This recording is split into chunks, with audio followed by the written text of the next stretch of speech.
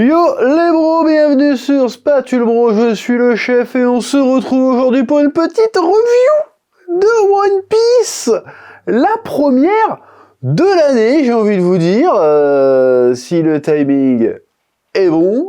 On va parler du chapitre 1170, chapitre qui semble quasiment, en tout cas, conclure ce flashback faramineux. Ouais, le terme n'est pas approprié, mais j'ai trouvé que faramineux, ça sonnait bien. Pharaonique même, pourquoi pas qui était très long, c'est pas encore fini, je pense qu'on a encore peut-être un ou deux chapitres pour conclure ce flashback. Mais il était très long, je crois qu'on en a bouffé pendant presque, un peu plus de 6 mois maintenant. Donc très bonne manière de terminer l'année 2025 et d'entamer l'année 2026. C'est toujours une date synonyme d'évolution, de changement, de changement d'étape. Donc j'ai envie de dire pourquoi pas un chapitre intéressant sur bien des points sur lesquels nous allons revenir, évidemment, durant cette review. Oui. Hop là, cette fois-ci j'ai pris des notes, j'ai retrouvé mes post-it, j'ai fait tiens, je vais prendre des notes, on sait jamais, comme ça je vous oublierai peut-être moins de choses. Bref, première chose notable dans ce chapitre, bon déjà on voit Shanks et Gaban se battre. C'est un petit peu stylé, bon c'est pas la première fois pour Shanks non plus, ni pour Gaban qu'on les voit se bastonner, mais ça fait un peu plaisir quand même, c'est un peu stylé de voir Shanks en action. Et Gaban nous balance des dossiers, il nous dit en fait quand on utilise le Haki des rois, du coup ça les blesse plus et ils mettent plus de temps à se régénérer, du coup même si on peut pas les tuer, on peut au moins les mettre hors combat. Et Shanks il pose la question, évidemment, mais comment tu sais, Ray? Il fait parce qu'en fait, ils sont déjà venus nous attaquer pour venir te récupérer quand t'étais petit. Et on les a défoncés. Ce qui me fait penser à deux choses. Un, c'est que comment ça se fait qu'ils ont jamais filé cette information?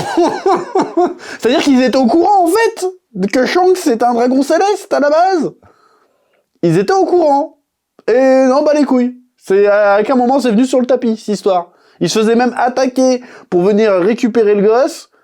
Et Roger, il a fait non, je garde le gosse, nique ta mère. Donc ils ont kidnappé un enfant, en fait. Parce que d'accord, ok, les chevaliers divins, c'est des enculés, on est bien d'accord. Mais bon, c'est son père, quoi. Il veut récupérer son enfant. Et il fait non, je le garde. Il va falloir justifier ça à un moment donné, c'est un petit peu chelou comme histoire. Et la deuxième information, c'est que est-ce que les chevaliers divins, ce serait pas un peu des grosses... Comment dire, je voulais pas me faire démonétiser, j'allais dire un truc qui commence par S. Je veux dire le mot serpillère. Est-ce que c'est pas des grosses des fraudes, les chevaliers divins là, qu'à chaque fois qu'on les voit, ils se font défoncer là. À part en ce moment sur Elbaf où ils ont l'air de bien se démerder, sauf quand Gaban arrive, il les met un peu en BLS, le Sommer surtout, qui a des traumas. Il fait genre, il voit Gaban, il fait oh putain il est là lui. Viens on se casse. Bon bref, à chaque fois que t'entends parler de ces mecs là, ils se font défoncer en fait. Genre sur God Valley, ils sont là, vous inquiétez pas, les chevaliers divins sont là et tout. Bam, Rox il les défonce tout seul sans transpirer, genre mais c'est quoi ces trucs? Tu te dis waouh, c'est quoi ces fraudes? Quelque part c'est intéressant parce que ça veut dire que même l'élite ne survit, même quand c'est une élite guerrière pour le coup, même l'élite guerrière ne tient qu'à ses privilèges. Ah ça c'est intéressant, là on rentre dans la lutte des classes, attention, c'est intéressant, parce que les dragons célestes lambda, ils sont cons, moitié consanguins, ils servent à rien, mais en fait, ils ne jouissent que de leurs privilèges et de leur position supposée dans la hiérarchie de ce monde. Les chevaliers divins, c'est pareil, sauf que leurs privilèges à eux, en plus du prestige, tout ça, c'est des teams mortels parce qu'ils sucent les bonnes... Putain, je suis désolé, je fais pas exprès. Ils sucent les bonnes queues, si tu veux, donc du coup, ils ont le droit d'être immortels. C'est pour ça qu'ils meurent pas. Sinon, ils seraient plus dans l'histoire depuis un petit moment. Je trouve ça intéressant de noter ça. Bon, et évidemment, les seuls qui sucent et qui ont des pouvoirs et qui sont, comment dirais-je, à la hauteur de leur pouvoir, finalement, ceux qui se font niquer, notamment Harald. Bon, il y a Rox aussi, apparemment, ça a l'air de tomber sur lui. Je sais plus s'il se régénère Rox au moment du combat de God Valley. Mais en tout cas, le Harald, du coup, c'est un chevalier divin qui se régénère, sauf que lui, sa force, il la mérite, si tu veux. Et malheureusement, comme il a sucé, ça se retourne contre lui quand même. Je trouve la métaphore, si on peut appeler ça comme ça, intéressante. Voilà. Ouais. Mais c'est quand même bizarre qu'ils ont toutes les infos et qu'ils les donnent jamais. C'est juste au moment opportun. Oh, en fait, je le sais parce qu'en fait, ils nous ont déjà attaqués. Donc on savait depuis le début que t'étais un chevalier divin, que t'étais un dragon céleste. Visiblement, on te l'a jamais dit. On a l'impression que tu l'as découvert par toi-même. Mais c'était pas important, on n'en a pas parlé. Ça, c'est un problème récurrent dans One Piece, c'est-à-dire que les persos ne parlent pas entre eux. Par exemple, Robin, elle a passé 2 ans chez les révolutionnaires. Pas d'infos. Tu vois ce que je veux dire? Elle doit savoir des choses. Vu que le dragon, il sait des choses. C'est le révolutionnaire. Il a une raison de se révolutionner, de se révolter. Et elle arrive, ouais, j'ai rencontré ton baron, ouais, sympa. Un mec comme ça, mais pas de détails, pas de... Même le film pose pas de questions non plus. Hein, il voit Zoro débarquer, il lui manque un œil. Et quand t'as perdu ton œil, comment? Non, on s'en fout. Est-ce qu'il leur a demandé même où ils étaient pendant tout ce temps? On sait pas en fait, c'est bizarre. Donc bref, c'est un problème bizarre dans One Piece, les personnages ne posent pas de questions. Mais bon, tu diras, c'est une remarque qu'on pourrait aussi faire à Dragon Ball, à certains égards. Mais bon, c'est pas autant basé sur le mystère, Dragon Ball pour le coup. Or que One Piece, si. C'est bizarre que les persos parlent pas entre eux. Sur des trucs essentiels. Genre, attends, vous savez d'où je venais, les gars? Vous me l'avez pas dit? Mes parents ont essayé de me récupérer, mon père, en tout cas, a essayé de me récupérer. Vous me l'avez jamais dit. C'est bizarre, quand même. Ce qui pose une autre question aussi par rapport à Shanks. Encore une fois, on finira par avoir la réponse, mais je la pose quand même. Comment il a su que c'était un dragon céleste? Et comment il a su que son père, c'était ce mec-là? Et pourquoi il a eu besoin, à quel dessein, à quel objectif, il a eu besoin de se faire passer pour un chevalier céleste, divin, pardon. Pourquoi il a eu besoin de ça? Ok, il en a profité pour libérer des esclaves, mais bon, il n'a pas arrêté l'esclavage, il a libéré à l'instant T des esclaves. C'est tout ce qu'il a fait. Donc c'était pas ça son objectif, il avait un autre objectif derrière, pour se faire passer pour un chevalier céleste, divin, pardon. Quel est l'intérêt? J'ai hâte qu'on nous donne la réponse. Voilà, oui. Ensuite, en parallèle de cette bataille, Loki part en quête du fruit démoniaque, du fruit du démon un peu sacré qu'il y a dans le château d'Elbaf. Alors on ne connaît pas, a priori, si je dis pas de bêtises, ou alors ça m'a échappé, le nom de ce fruit, mais c'est un fruit légendaire, qui est super dangereux, super puissant, qui est absolument indispensable pour être sûr de pouvoir vaincre Harald. D'ailleurs, on voit après, il le bat assez facilement, semble-t-il. Et ce fruit est gardé par un marteau, qui a l'air de se déplacer de sa propre volonté. Alors, il y a débat sur ce fameux marteau, parce qu'on voit à un moment donné, ce marteau se transforme en écureuil. On voit 3 formes. Il y a la forme marteau, il y a la forme hybride écureuil-marteau, et il y a la forme écureuil. Sachant que c'est un écureuil géant, hein, c'est pas un écureuil, c'est pas un petit chipmunk, c'est un gros écureuil. À taille humaine, le truc, il est plus gros que moi, si tu veux. Donc la question c'est, est-ce que c'est un écureuil qui a bouffé le fruit du marteau? Ou est-ce que c'est un marteau qui a bouffé le fruit de l'écureuil?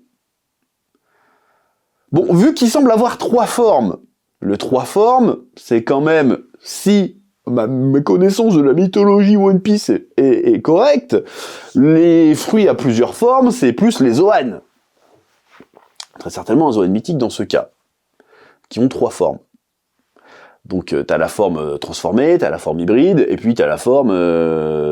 C'est 3 formes ou 2 formes? Non, c'est 2 formes, j'ai dit de la merde, c'est 2 formes. En plus de la normale, t'as l'hybride, et puis t'as la full transformation. Comme le cas de Kaido, qui avait le Zoan mythique du dragon, là, et qui pouvait faire hybride dragon, homme dragon, et full dragon. Voilà. Tout comme Chopper peut faire reine normale, reine humain, et... Ah, il fait jamais humain. Ouais, c'est bizarre, ça. Bon, bref. Bref, je pars en couille. Donc la question c'est certainement le marteau qui a bouffé le fruit de l'écureuil. D'accord. Mais pourquoi il fait des éclairs, le marteau?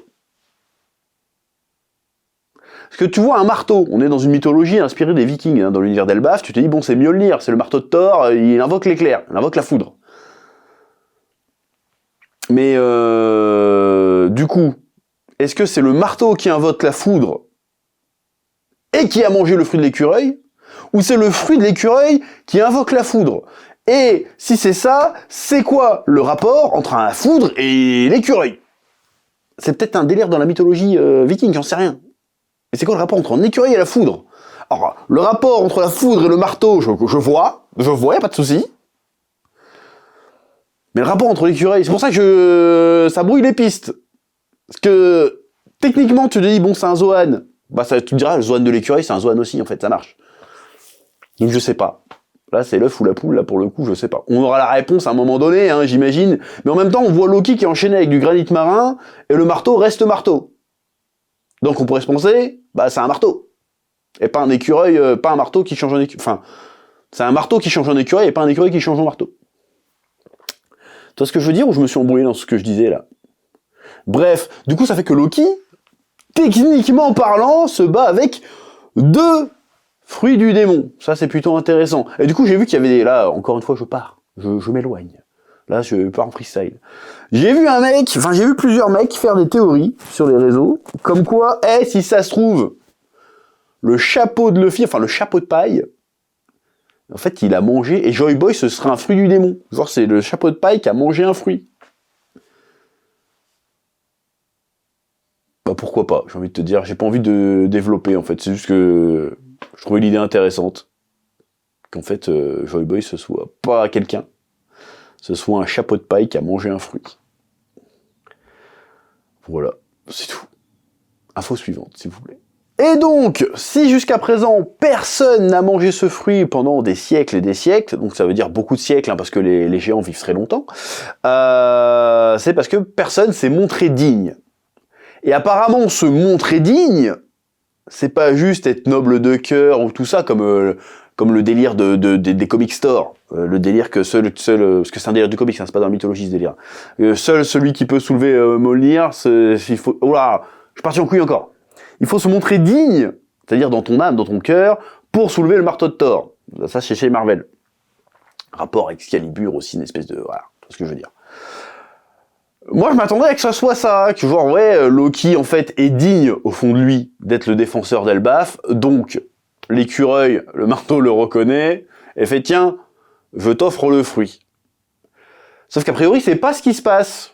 C'est comme Loki arrive à blesser le marteau fait « Ah, t'es balèze, tiens, je te donne le fruit ». Je trouve que c'est dommage, il y avait l'occasion de balancer une symbolique un peu sympa. Bon là, on est dans l'urgence, hein, évidemment. Mais ça aurait pu être cool que ce soit une épreuve un peu plus comme ça. Que jusqu'à présent, personne n'a eu le fruit, parce que tous les rois précédents à Harald étaient des rois sanguinaires. Du coup, le fruit ne reconnaissait pas... Enfin, le marteau leur disait « Non, vous ne blancherez pas, parce que vous serez trop dangereux. » Et donc, ça aurait été fort que Loki, qui est perçu par les autres géants comme quelqu'un de dangereux, de violent, arrive, et puis lui, on lui donne le fruit. Parce qu'en fait, il est vraiment un peu noble dans son cœur. Voilà, je trouve qu'il y a une occasion manquée. Ça aurait été cool. Mais là, c'est pas comme ça, parce qu'il est assez fort. Voilà, ce qui est un petit peu dommage. Mais ça, c'est mon avis personnel, ça veut pas dire que la scène est pas bien. Je trouve qu'il y avait l'occasion de faire un truc cool, niveau symbolisme, qui aurait été sympa. Sauf que là, ça n'a pas été fait. Et donc, Loki mange le fruit qui est tout petit comme ça, donc c'est une petite cacahuète, et il se transforme en grosse créature, visiblement quadrupède, hein, comme on le laisse suggérer la mise en scène. Très vraisemblablement un loup, hein, donc ce serait le fruit de Fenrir, très certainement, qui est le loup géant de la mythologie nordique qui va avaler la lune ou je sais pas quoi. Il y a toute une prophétie autour de ce loup géant, et du coup quand le loup bouffe la lune ou je sais pas quoi, ça commence à déclencher le Ragnarok. Donc Loki étant géant, se transformer en loup géant, c'est pas déconnant, ça, sachant qu'on lui dit aussi qu'il a que ce fruit a le pouvoir de détruire le monde, ce qui raccorde un peu avec la légende de Fenrir. Donc encore une fois, ce n'est pas déconnant du tout. Et on voit que ce fruit que Loki semble prendre plusieurs formes. Donc on voit on devine une forme bestiale et une forme à moitié hybride au moment où il arrive à choper son père par le callback, quand on voit l'ombre. D'ailleurs, j'ai trouvé la mise en scène de ce combat intéressante. Pas forcément hyper lisible, encore une fois. Elle n'est pas impressionnante. pas forcément hyper lisible, mais intéressante pour garder le mystère de la forme de Loki. Bon, mystère un peu de polichinelle hein, pour le coup, mais on garde le suspense parce que là, on a une scène du point de vue de Loki, en POV, comme on dit, voilà, terme très célèbre sur certains sites, évidemment, ou dans les jeux vidéo, bien sûr. Première personne. Bref, et tu le vois, il est en train de se battre contre son père, il a l'air de gagner assez facilement d'ailleurs, qui se dit que ce fruit doit être très puissant. Alors par contre, depuis quand le fruit te rend puissant en soi ? Parce que le fruit de Luffy l'a pas rendu plus puissant. Il a dû le maîtriser, tu vois. Là, tout de suite, tu prends le fruit, ça y est, t'as un crack. C'est bizarre. Bon après, c'est sûr que Luffy n'était pas un combattant expérimenté au moment où il a eu ses pouvoirs. Ce qui n'est pas le cas de Loki, qui maîtrisait déjà le haki des rois et tutti quanti, bien évidemment. Bref, donc ce combat, cette mise en scène est intéressante. Assez rare dans One Piece, mais intéressante pour garder le suspense. Et évidemment, la scène de fin est déchirante, hein, bien sûr. Hein, voilà, Loki fait tu me forces à te tuer », il est en train de rager, comme d'habitude. Et son père, il l'ignore un petit peu, il fait « D'ailleurs, je te dis merci pour Ida, parce que c'est sympa, que ça m'a touché que tu crames le village des autres. Bon, ça la ramènera pas, mais ça veut dire que voilà, je suis content, ça prouve que tu l'aimais aussi. Merci. » Bon, alors c'est touchant, hein, si tu veux, mais je me pose la question, donc ce bâtard, il était au courant, en fait.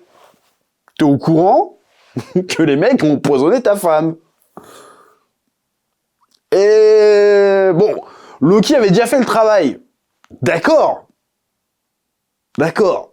Mais tu l'as quand même laissé à Oniouf. Ça veut dire que toi, tu serais rentré, ta femme, elle est canée, elle était empoisonnée, tu sais qui c'est qui a fait ça, t'aurais rien fait. C'est ça que t'es en train de dire. Je sais, hein, je suis pointilleux, là, je suis chiant, hein, mais j'ai vraiment du mal à comprendre le personnage d'Harald. Alors je comprends ses motivations, mais des fois les choix qu'il fait, je les comprends pas. C'est bizarre. Bon là, la situation n'est pas arrivée. Mais quand même, c'est-à-dire là, c'est que sur son lit de mort, il fait merci pour Ida. Genre, tu savais pourquoi il avait fait ça, et tu l'as quand même mis au Newf. Mais c'est-à-dire que si tu le mettais au Newf, lui, parce que je comprends, il a cramé un village, d'accord. Mais si il n'avait pas fait ça, t'aurais fait quoi, toi ? T'aurais pas laissé passer ça, quand même. Si ? Bizarre. Bizarre cette histoire, je trouve. Oui. Il faut aussi remarquer un truc, c'est que au moment où Harald reprend momentanément conscience, le sceau sur son bras est brisé. Alors il va se régénérer évidemment, mais le sceau est brisé. Et on met l'emphase là-dessus. Le sceau est brisé, il reprend conscience. Donc, je pensais que ma théorie était pétée à la base. Mais peut-être que s'il lui avait tranché le bras vraiment, peut-être que pour le coup, ils auraient pu le sauver en fait. Vu qu'on sait maintenant, on devine que c'est la raison pour laquelle Shanks s'est laissé bouffer le bras par le monstre. Pour être sûr que là, c'est bon. Bah, il pouvait pas se régénérer, mais j'ai plus aucune emprise. Je redeviens invisible aux yeux de Im-sama, j'ai plus mon bras, j'ai plus le seau. Voilà, donc la clé, c'est le seau. Il y a un rapport. Si tu coupes le seau, très certainement avec le haki des rois, t'as peut-être moyen, au moins momentanément, de sortir de l'emprise d'Im-sama. Ça, c'est intéressant comme indice. Bon, du coup, c'est un peu fastoche, mais on a un indice. Sinon, pourquoi montrer le plan où le bras, le seau du bras est un peu brisé et entamé par une entaille, c'est bizarre. Bref, et donc on a la scène d'adieu où Loki utilise son marteau écureuil qui fait des éclairs pour tuer son père, et donc il fait ouais, moi aussi je t'aime et tout. Voilà, bref.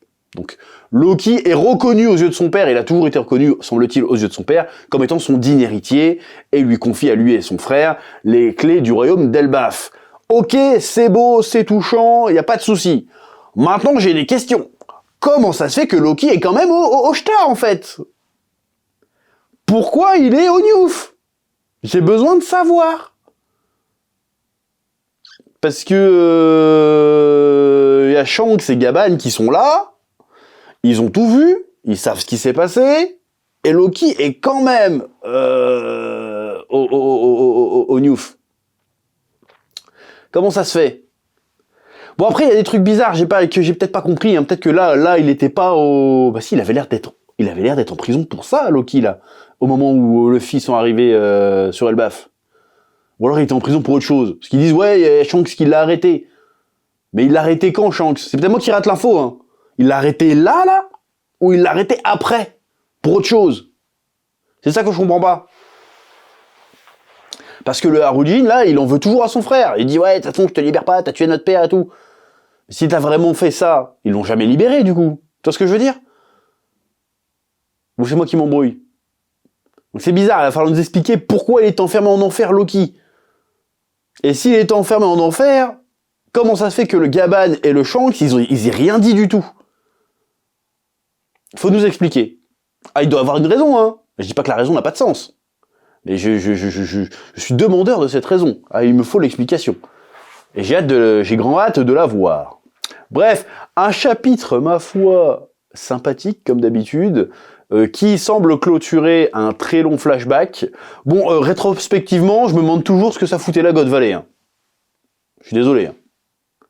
Était-ce bien pertinent de foutre God Valley là? Bon, après, il fallait bien le mettre quelque part à un moment donné, hein, donc autant le mettre là, tu me diras, mais est-ce que dans le cheminement d'Harald, c'était forcément super important de voir God Valley? Surtout qu'il n'y est pas, Harald, à God Valley. Hein. Il sait même pas ce qui s'est passé là-bas, hein. A priori. Peut-être qu'il a été au courant après avec Gaban. D'ailleurs, encore une fois, on y revient, hein. Les persos parlent entre eux ou pas? Parce que si Gaban est sur Elbaf et qu'il fréquente Harald, ils ont dû parler à un moment donné. Ouais, il s'est passé quoi sur God Valley? Bon, en fait, ils étaient en train de chasser des esclaves et de faire un génocide. Et Rox, il a essayé de sauver sa famille. Et il est mort, du coup. Du coup, tu bosses pour les méchants. Et le gars fait, ouais, c'est pas grave, je vais signer le pacte. Tu vois, c'est bizarre. En fait, des fois, One Piece, si les persos parlent, ça marche plus. C'est con quand même. Je trouve. Bref, je vais vous quitter sur cette réflexion. Hein, je vais encore me faire insulter, mais c'est pas grave. Merci d'avoir regardé cette vidéo et d'avoir suivi les reviews de One Piece tout au long de cette année 2025. De mon côté, c'était un plaisir. Je vous laisse le soin de mettre un petit pouce bleu, un petit commentaire. Et je vous dis à très bientôt sur Spatule Bro pour de nouvelles vidéos. Que la passion vous guide. Oui.